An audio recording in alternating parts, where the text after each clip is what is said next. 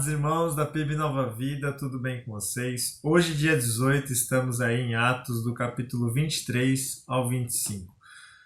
E eu quero destacar aí o testemunho de Paulo, que esses capítulos nos mostram, nos revelam na palavra de Deus. Paulo ele não volta atrás quando ele está diante de autoridades religiosas, que ele sabia do poder que essas autoridades tinham diante do governo daquela época também, e como eles poderiam, na verdade, levar Paulo até uma sentença de morte, porque ele testemunhou, ele viu como Jesus foi levado assim, e ele mesmo, sendo judeu, fariseu, levou também muitos cristãos, pessoas que anunciavam que Jesus era o Cristo e ele é o Cristo, à morte. Então, Paulo, sabendo de todo o poder que aquelas autoridades religiosas tinham, e do governo também, daquele momento, tinha sobre a vida dele, para o matar, ele não volta atrás nas suas palavras. Esse testemunho é lindo, é maravilhoso para nós. Porque nós podemos ver que o capítulo 17 de João, ele está muito bem aplicado aqui, quando diz: o mundo vos odeia, se odiaram a mim, também odiarão a vocês. Jesus fazendo a sua oração pelos seus discípulos, pelos seus seguidores. E Paulo, sendo seguidor de Jesus, ele está sofrendo exatamente o que Jesus já tinha anunciado lá no capítulo 17 de João. Ele está sendo odiado e perseguido da mesma maneira como Jesus foi. Você pode ver que os judeus ali tinham os saduceus que não criam na ressurreição e em coisas sobrenaturais, como anjos e espíritos, e tinham os fariseus que eles criam nessas coisas. E Paulo coloca um contra o outro quando ele afirma a ressurreição, a respeito da ressurreição e da sua esperança na ressurreição.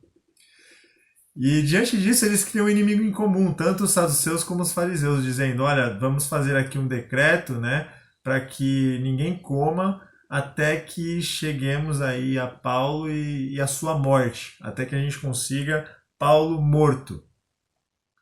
E Paulo, mesmo diante dessa autoridade religiosa e do governo e diante dos governantes, ele não volta atrás nas suas palavras, ele continua testemunhando quem é Jesus. Com firmeza, com segurança, com temor a Deus e com temor nenhum aos homens e do que eles poderiam fazer ali com a vida de Paulo.